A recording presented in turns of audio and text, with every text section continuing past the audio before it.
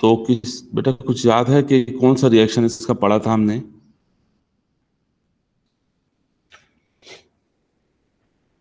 जो पहला रिएक्शन हमने मिथाइल बेंजीन का पढ़ा था, that was free radical substitution. Free radical substitution, तो ये आपकी रिवीजन हो जाएगी बेटा। So this is methyl benzene, और मिथाइल बेंजीन को अगर हम किसी हैलोजन से रिएक्ट करें in the presence of UV light, ठीक है, तो क्या प्रोडक्ट होगा? One of the hydrogen from methyl will pick one of the halogen to make HBr, and the other halogen will be substituted with hydrogen of methyl, ठीक है। This is bromomethyl benzene. तो this is free radical substitution, जो हमने detail से last class में discuss किया था। In fact we studied reaction mechanism as well for this free radical substitution. And then beta, the next reaction is oxidation. Oxidation reaction के लिए you need oxidizing agent. तो what oxidizing agent बेटा हमने discuss किया था? Oxidizing agent will be MnO4 alkaline, okay? Alkaline and MnO4 followed by acid addition. Oxidising agent alkaline MnO4 होगा, उसके बाद उसमें एसिड ऐड करेंगे, या आप स्ट्रेट अवे इस तरह भी लिख सकते हैं कि एसिडिफाइड MnO4। दोनों तरह आप ऑक्सीडाइजिंग एजेंट को मेंशन कर सकते हैं। And condition will be heat, condition will be heat. अच्छा, तो अब बेटा इसमें रूल जरा समझ लें। रूल इज कि जो कार्बन डायरेक्टली अटैच होगा बेंजीन से, like this is methyl benzene, right, तो ये कार्बन डायरेक्टली अटैच है, ठीक है, and this is the oxidising agent MnO4 acidified और हीट। तो जो कार्बन डायरेक्टली अटैच है बेंजीन से, that will become carboxylic. Directly attach carbon will convert into carboxylic. देखो ये बेंजीन है, तो इस पे एक कार्बन है जो डायरेक्टली अटैच था, इस कार्बन को आई एम मेकिंग कार्बोक्सिलिक, और जो रिमेनिंग हाइड्रोजन्स थे, oxidising agent will produce atomic oxygen, तो remaining hydrogen will pick the oxygen to make water, तो बाय प्रोडक्ट इज वाटर। और ये वाला बेटा compound is benzoic acid, benzoic acid. When carboxylic is attached to benzene, the resulting compound is benzoic acid. जी बेटा, any question? Any question बेटा? बेटा rule क्या discuss किया हमने कि directly attach carbon to benzene, directly attach carbon to benzene will be converted into carboxylic, will be converted to carboxylic।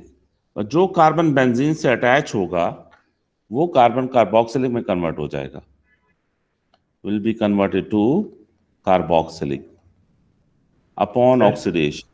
जी सही, सिर्फ methyl के केस में? नहीं, मैं अभी प्रैक्टिस करवाता हूँ, आप देखें कौन से रूल ये है। इस रूल को जरा गौर से ध्यान में रखें, रूल को पढ़ लें। रूल क्या कह रहा है कि जो कार्बन डायरेक्टली अटैच होगा बेंजीन से वो कार्बोक्सिलिक में कन्वर्ट होगा अपॉन ऑक्सीडेशन। अच्छा, जी बेटा, अभी देखें डिफरेंट एग्जांपल्स।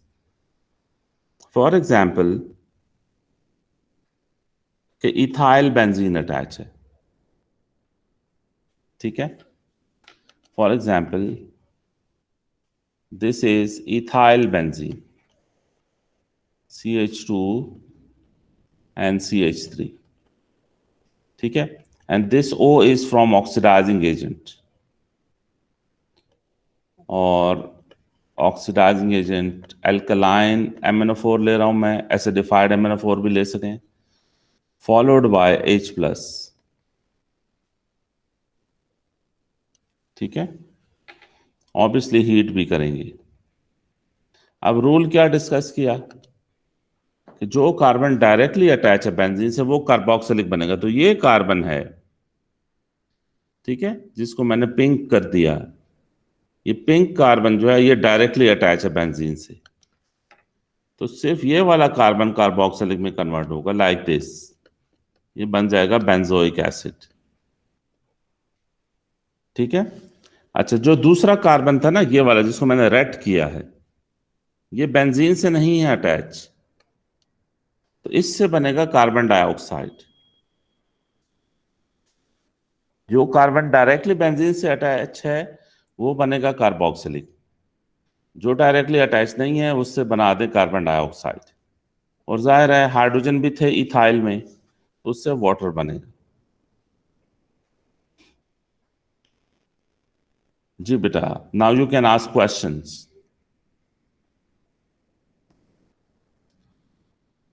कोई क्वेश्चन है तो यू कैन आस्क। ये याद रहेगी आपको बात, ऑक्सीडेशन जब होगी तो जो कार्बन बेंजीन से डायरेक्टली अटैच होगा बस उसको कार्बोक्सिलिक बनाना आपने, राइट। ठीक है सर। फॉर सर एग्जाम्पल, जी जी। सर वो थर्ड हाइड्रोजन किधर गया, वो CH3 वाला? अच्छा, यानी फिर उसके लिए आप बैलेंस इसको कर लें। देखें इधर कितने हाइड्रोजन है, 5 5। हाइड्रोजन है। 5 में से एक इधर है, ठीक है, तो इधर 2 लगा दें, ठीक है, तो हो गए 5 हाइड्रोजन, बैलेंस हो ठीक गए। है। अच्छा, अब ऑक्सीजन जी काउंट करें तो कितने ऑक्सीजन, 2 ऑक्सीजन इसमें है और 2 इसमें है, 4, और 2 इसमें है, 6 ऑक्सीजन है, तो इधर 6 लगा दें, ये बैलेंस हो गई। ठीक। ठीक हो गया। अच्छा यस बेटा, अब अगर ऐसी सिचुएशन हो, अब इससे क्या बनेगा।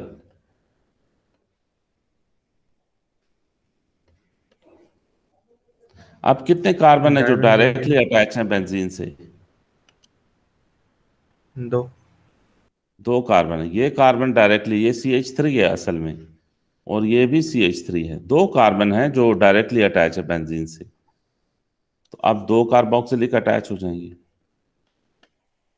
इसे भी कार्बोक्सिलिक कर दें, दूसरे को भी कार्बोक्सिलिक कर दें, समझ आई, प्लस H2O, ये प्रोडक्ट हुआ। जो डायरेक्टली अटैच होंगे उनसे बस कार्बोक्सिलिक बनाएंगे, ठीक है। फॉर एग्जाम्पल अगर ऐसे है, अब इसमें क्या प्रोडक्ट होना चाहिए, अगर ये अटैच है और ये अटैच है, अब इसका प्रोडक्ट क्या होगा।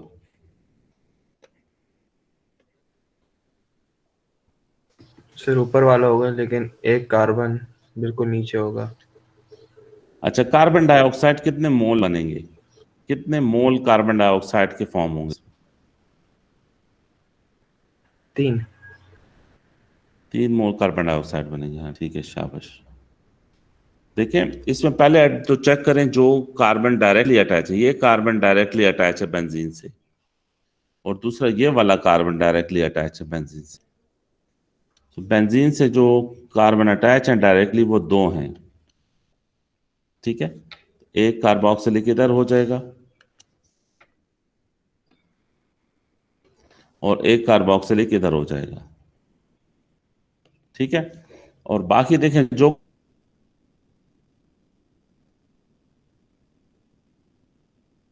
कार्बन डायरेक्टली अटैच नहीं है, ये कार्बन डायरेक्टली अटैच नहीं है, ये कार्बन डायरेक्टली अटैच और ये कार्बन डायरेक्टली अटैच नहीं है। इससे 3 मोल बनेंगे कार्बन डाइऑक्साइड के, ठीक है, और बाकी H2O बनेगा। फिर आप इसको बैलेंस कर लेना खुद ही, ठीक है। आपका सिस्टम में ऑक्सीजन नहीं, बैलेंस कर लेना। कॉन्सेप्ट ये है कि जो कार्बन डायरेक्टली अटैच है बेंजीन से, उससे बनेगा कार्बोक्सिलिक, और जो नहीं है अटैच डायरेक्टली, उससे बनेगा carbon dioxide,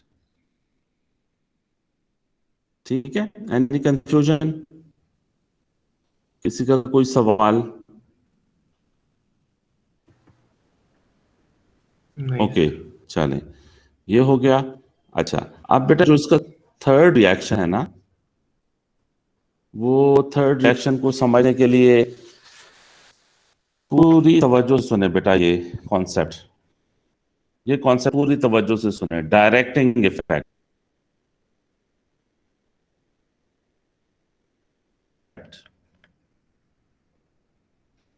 directing effect of mono substituent. अच्छा, ये मोनो सब्स्टिट्यूएंट का क्या मतलब है? एक सब्स्टिट्यूएंट। हाँ, मतलब एक, हाँ, बिल्कुल ठीक है, एक सब्स्टिट्यूएंट। बेंजीन पे एक सब्स्टिट्यूएंट हो, एक यानी कोई ग्रुप अटैच हो, तो उस ग्रुप का डायरेक्टिंग इफेक्ट होगा। बेंजीन पे कोई ग्रुप अटैच हो, ये देखो बेटा, ये बेंजीन है, इस पे कोई ग्रुप अटैच करवा दें। ये ग्रुप कोई भी हो सकता है। देखो, ये जो ग्रुप है, ये नाइट्रो हो सकता है, ठीक है, ये वाला ग्रुप क्लोरो हो सकता है, ये वाला ग्रुप मिथाइल हो सकता है, ये कोई भी ग्रुप हो सकता है, ठीक है।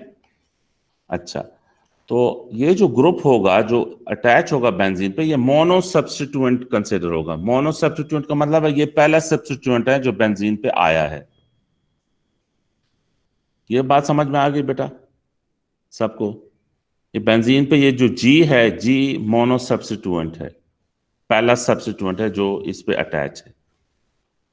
अच्छा, अब जब पहला सब्स्टिट्यूएंट अटैच हो जाए तो फिर हम नंबरिंग उसी सब्स्टिट्यूएंट के हिसाब से करेंगे। मतलब ये वाला कार्बन 1 होगा, फिर ये 2 होगा, ये 3 होगा, ये 4 होगा, ये 5 होगा, ये 6 होगा। दूसरी तरफ से भी कर सकते हैं काउंटिंग। तो ये अब 6 पोजीशंस हैं। 6 पोजीशन में 1 पोजीशन पे तो ग्रुप अटैच है, राइट, ये कोई ग्रुप अटैच है। अच्छा, अब कोई दूसरा ग्रुप है, लेट से ई कोई ग्रुप है, ठीक है। ई क्या है? ये सेकंड सब्स्टिट्यूएंट होगा। ई जो है वो क्या है? वो सेकंड सब्स्टिट्यूएंट होगा जो बेंजीन पे अटैच होगा। ये गौर से सुने बेटा। अब ई ने कहां अटैच होना है? कितनी पोजीशंस अवेलेबल हैं ई के लिए?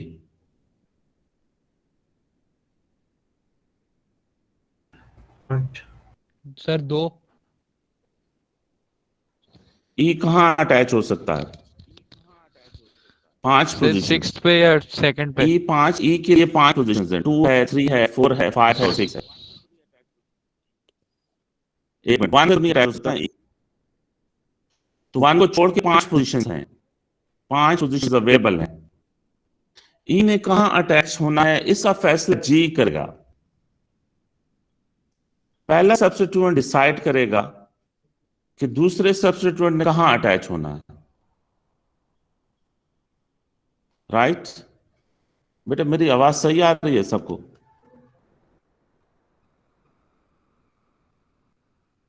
नहीं हेलो, सर, थोड़ी सी अटक रही है। सर बीच अटक बीच में अटक क्या आ रही है? लैग हो रही है? पहले मुझे लगा सिर्फ मेरा मसला, तो मैंने बोला नहीं।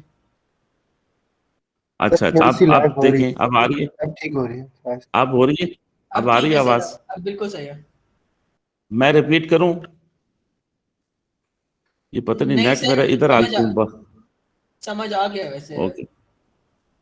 अच्छा, ये जो जी है ना, जी पहला सब्स्टिट्यूएंट है। फर्स्ट सब्स्टिट्यूएंट डिसाइड करेगा कि सेकंड सब्स्टिट्यूएंट ने कहां अटैच होना है। ये जी जो है ना, ये फर्स्ट सब्स्टिट्यूएंट है, तो फर्स्ट सब्स्टिट्यूएंट ने डिसाइड करना है कि सेकंड सब्स्टिट्यूएंट कहां अटैच होगा। ठीक है, तो इसको कहते हैं directing effect, directing effect of mono substituent. इसका मतलब है कि जो पहला सब्स्टिट्यूएंट है वो ये फैसला करेगा कि दूसरे सब्स्टिट्यूएंट ने कहां अटैच होना है।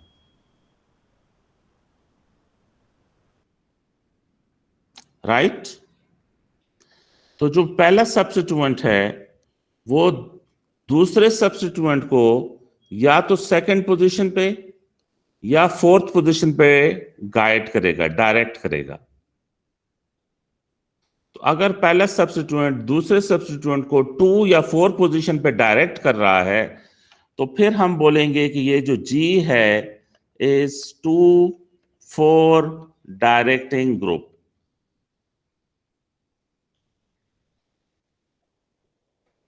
ठीक है, G इज 2-4 डायरेक्टिंग ग्रुप का मतलब सर ये ये है वाली बात दोबारा बता दें। जो पहला सब्स्टिट्यूएंट है ना वो दूसरे सब्स्टिट्यूएंट की फेट डिसाइड करेगा। ये डिसाइड करेगा कि दूसरे सब्स्टिट्यूएंट ने कहां अटैच होना है। दूसरे सब्स्टिट्यूएंट ने कहां अटैच होना है इसका डिसीजन पहला सब्स्टिट्यूएंट लेगा। तो फर्स्ट सब्स्टिट्यूएंट या तो दूसरे सब्स्टिट्यूएंट को 2-4 पोजीशन पे डायरेक्ट करेगा, या 2 पे अटैच करवाएगा या 4 पे। अगर ऐसा कर रहा है तो फिर हम इस G को बोलेंगे 2-4 डायरेक्टिंग ग्रुप।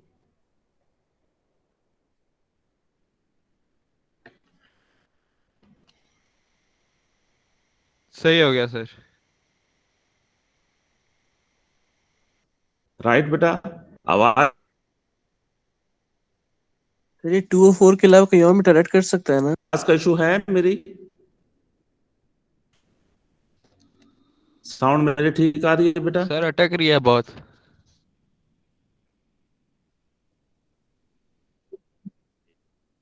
हाँ, 2 और 4 के अलावा कर सकता है बेटा। एक मिनट, अब मैं 6 क्यों नहीं बोला? एक मिनट, अब आ रही होगी आवाज। अब मतलब तो मैं चेंज करूंगा, ठीक है? इसके बाद मुझे फिर बताएं, ठीक है? अभी मेरे हाल में आ रही होगी। ओके, अच्छा अब देखो बेटा, let me change my position. Okay,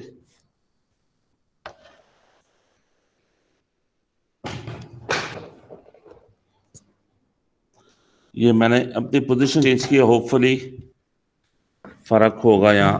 wait बेटा,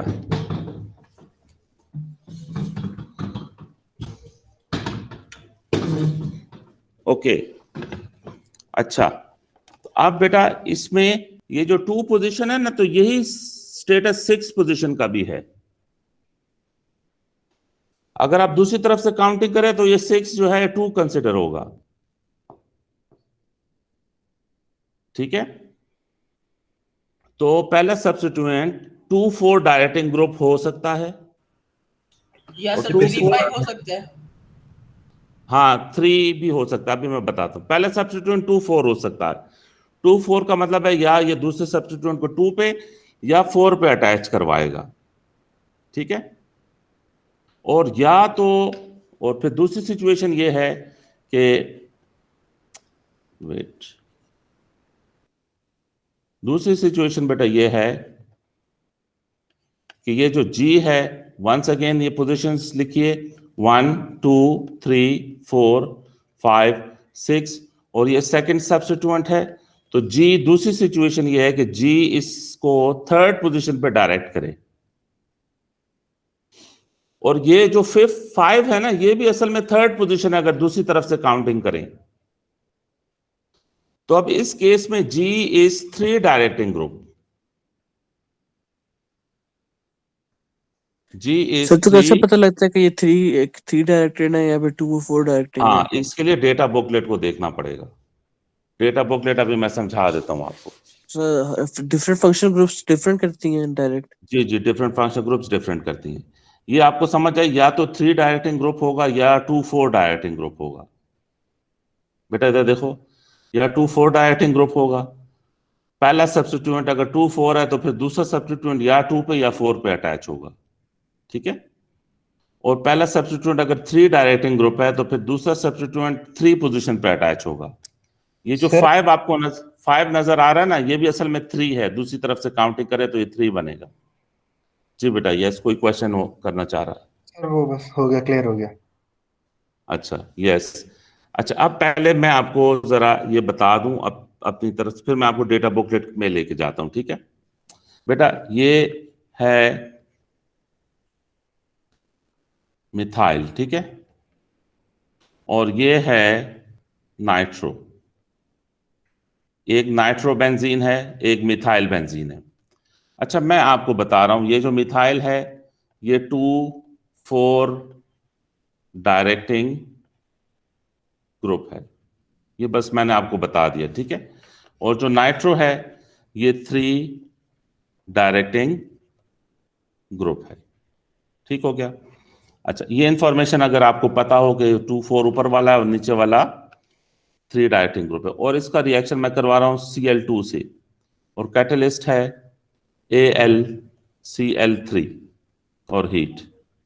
नीचे भी मैं Cl2 से रिएक्शन करवा रहा हूं और कैटलिस्ट है AlCl3 प्लस हीट।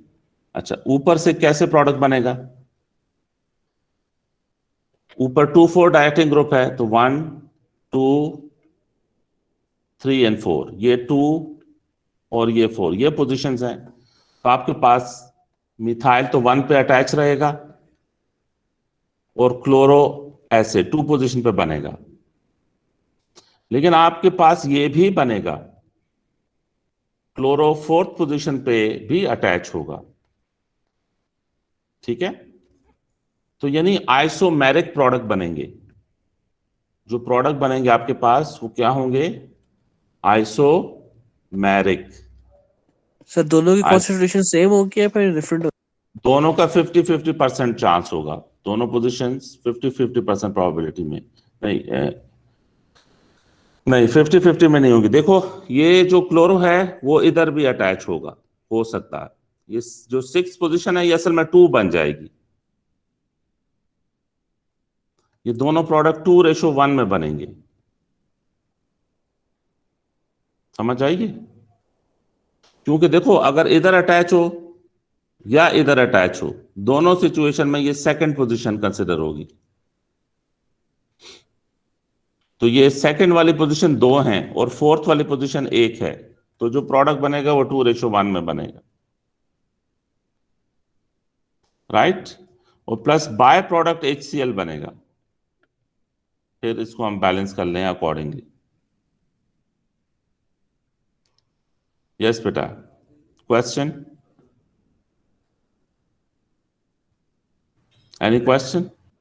और नीचे वाले से क्या बनेगा बेटा? नाइट्रोबेंजीन है। सही याद तो नहीं, मैं 2,4 डायरेक्टिंग ग्रुप। नहीं नहीं, अभी डेटा बुकलेट में मैं बताता हूं आपको, ठीक है? याद नहीं करना, बस यही बनेगा सर।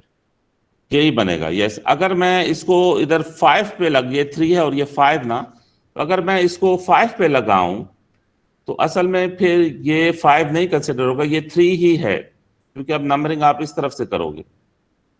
पहले केस में आप नंबरिंग इस तरफ से कर रहे थे, तो ये अब आइसोमेरिक नहीं है, ये आइसोमर्स नहीं है, ये एक ही प्रोडक्ट है, ठीक है सर जी? 3 and 5 नहीं हो सकता, मतलब 7? हाँ, वो फिर मैं बताऊंगा जब कॉन्सेंट्रेशन डाइल्यूट और कॉन्सेंट्रेटेड की बात होगी। जब कॉन्सेंट्रेटेड हो तो 3 और 5 दोनों पे अटैचमेंट्स होंगी, ठीक है सर।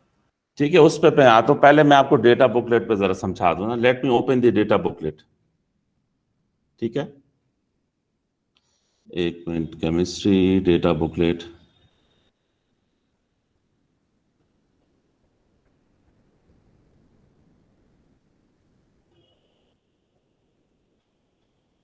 अच्छा, ये डेटा बुकलेट है बेटा। लेट मी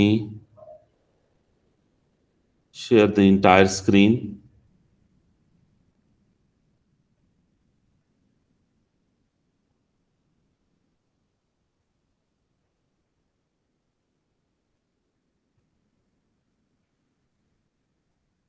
ओके, अच्छा बेटा, स्क्रीन विजिबल है सबको? जी सर। ओके, अच्छा एक मिनट, ये मैं डेटा बुकलेट ओपन कर लूं। डेटा बुकलेट विजिबल है बेटा? जी सर। ओके, डेटा बुकलेट में आपने स्ट्रेट अवे इधर आ जाना।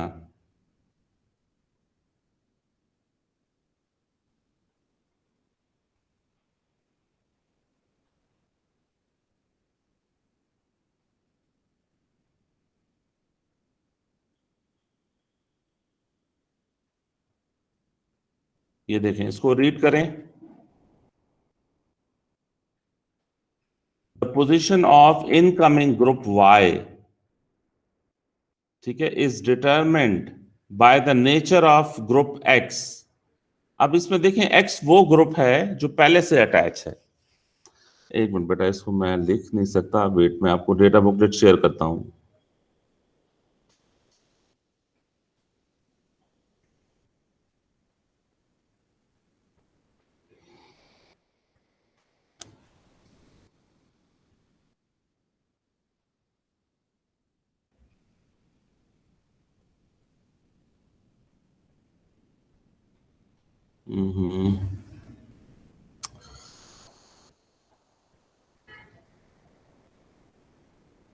डेटा बुकलेट,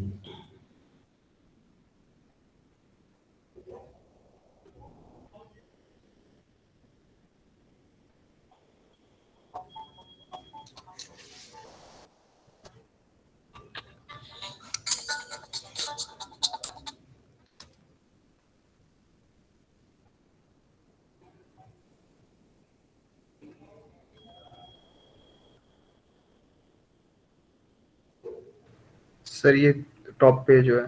ये ठीक है। अब इसमें मैं लिख सकूंगा,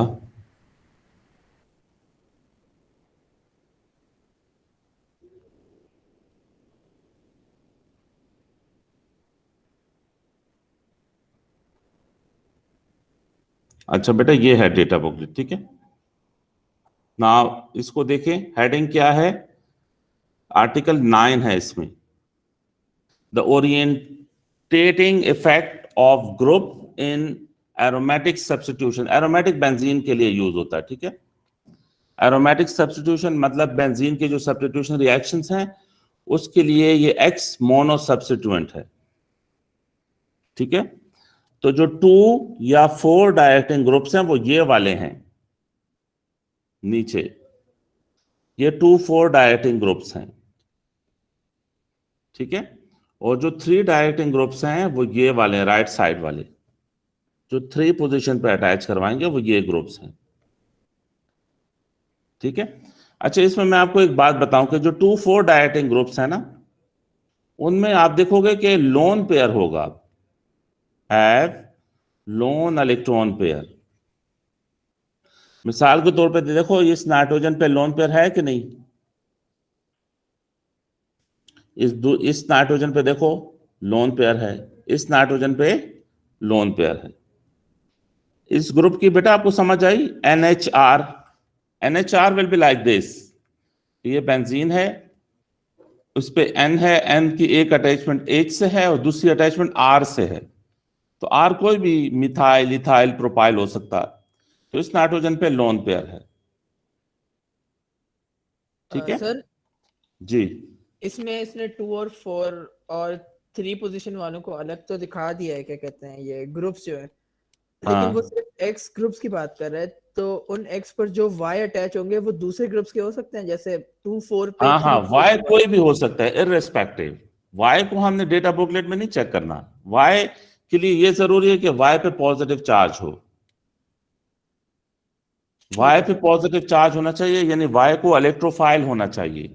वाई कोई भी ग्रुप हो सकता है विद पॉजिटिव चार्ज, यानी कि इलेक्ट्रोफाइल हो, लेकिन एक्स या 2-4 होगा या 3 डायरेक्टिंग ग्रुप होगा। ठीक है सर, मैं पूछा ठीक तो है। मतलब ये वाई को इसी मतलब एक्स के ग्रुप में से किसी का तो नहीं होना जरूरी नहीं, ना? वाई एक्स वाई से इररेस्पेक्टिव कुछ भी हो सकता है, ठीक है लेकिन सर। वाई पे पॉजिटिव चार्ज होना चाहिए, इलेक्ट्रोफाइल होना चाहिए। अब 2-4 डायरेक्टिंग ग्रुप बेटा देखो, O पे लोन पेयर है और ये OR पे भी लोन पेयर है। OR इस तरह से होगा, ये बेंजीन है, इस पे O अटैच है और R का मतलब है CH3 या C2H5 भी हो सकता है। R कोई भी अल्काइल ग्रुप हो सकता है। तो O पे लोन पेयर है वंस अगेन, ठीक है बेटा, ये जो ग्रुप है ना, ये मैं पढ़ाऊंगा नेक्स्ट चैप्टर में, ये एमाइड ग्रुप है, ये NHCOR, ये N पे लोन पेयर है, ये इस तरह से होगा, N है, N पे लोन पेयर है, N पे H है, और फिर N पे कार्बनल है, CO इस कार्बनल, और फिर R है, लाइक दिस। तो देखो ये N पे लोन पेयर है। हाँ, सिर्फ मिथाइल पे और एल्काइल पे लोन पेयर नहीं है, ठीक है, लेकिन ये आप इसको आपने 2,4 कंसिडर करना है। और क्लोरो पे भी देखें लोन पेयर है। तो एक बात कॉमन है 2,4 डायरेक्टिंग ग्रुप्स की कि इनमें लोन पेयर प्रेजेंट है, ठीक है। और अगर हम देखें 3 डायरेक्टिंग ग्रुप्स को, तो जो 3 डायरेक्टिंग ग्रुप है उनमें मल्टीपल बॉन्ड्स हैं। जैसे ये नाइट्रो है ना, तो nitro will be like this, nitro group इस तरह से होगा, एक डेटिव बॉन्ड होता। तो देखो इस नाइट्रोजन का डबल बॉन्ड आ रहा, तो इनमें मल्टीपल बॉन्ड्स होंगे, मल्टीपल बॉन्ड्स, यानी जो एटम बेंजीन से अटैच है उसका डबल या ट्रिपल बॉन्ड होगा,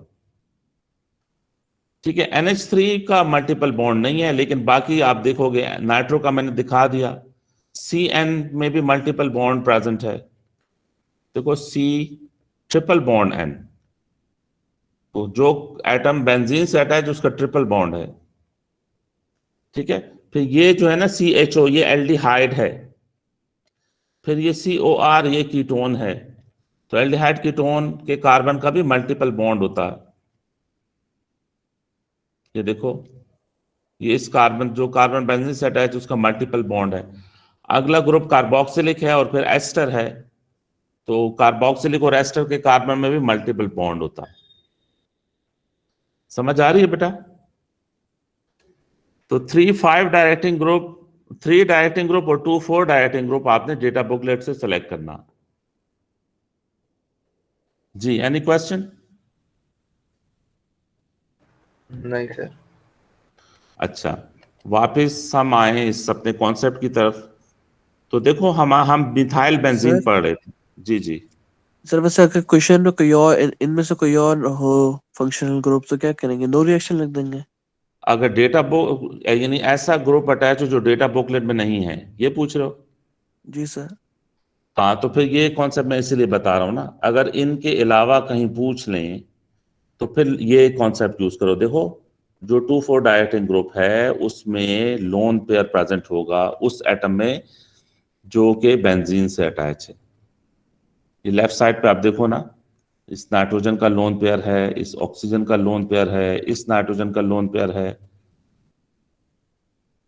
तो अगर कोई ऐसा सर, फंक्शनल ग्रुप सही है आपको सर। पेपर में दे दें जो डेटा बुकलेट में नहीं है, फिर आप ये कॉन्सेप्ट यूज करें कि जिस एटम का लोन पेयर है वो 2,4 डायरेक्टिंग ग्रुप है, और जिस एटम में मल्टीपल बॉन्ड्स हैं और वो बेंजीन से अटैच है तो वो 3 डायरेक्टिंग ग्रुप है।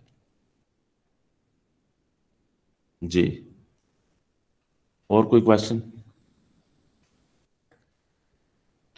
अच्छा, अब देखो ये मिथाइल और एल्काइल, ये कौन सा डायरेक्टिंग ग्रुप है? मिथाइल। मिथाइल कौन सा डायरेक्टिंग ग्रुप है बेटा? 2-4। 2,4 डायरेक्टिंग ग्रुप है। तो अब देखो, अगर मिथाइल को मैं रिएक्ट करूं,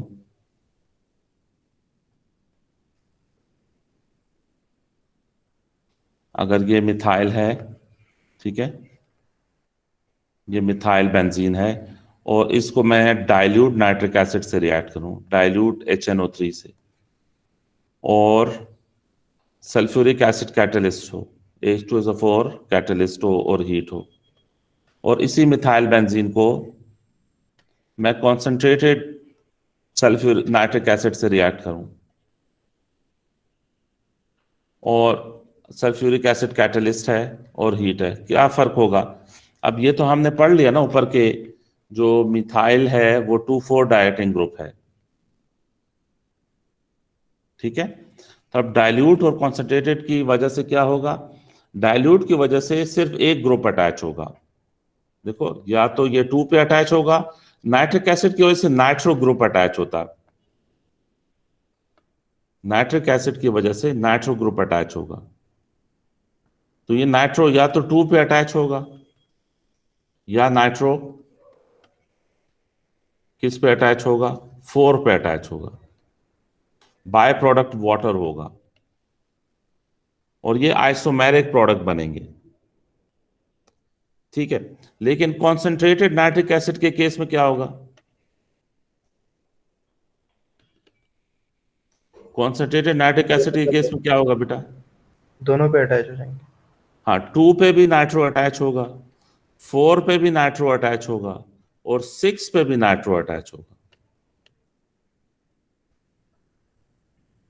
6 पे भी नाइट्रो अटैच होगा, क्योंकि ये 2 पोजीशन और 6 पोजीशन ये इक्विवेलेंट है, एक जैसी पोजीशंस हैं। और बाय प्रोडक्ट वाटर होगा। ये बात याद रहेगी बेटा? सर इसमें वाई पॉजिटिव तो नहीं है? जी, इसमें वाई पॉजिटिव कहाँ है? ये नाइट्रो में बेटा, ये इसके मैकेनिज्म नाइट्रिक, ये मैंने आपको मैकेनिज्म बताया था कि लास्ट रिकॉर्डिंग गूगल क्लासरूम पे है। मैकेनिज्म बेटा मैंने बताया था कि HNO3 जब कैटलिस्ट से में हम प्लेस करते हैं, H2SO4 इज द कैटलिस्ट, तो इससे बनता है HSO4 negative plus H2O plus NO2 positive.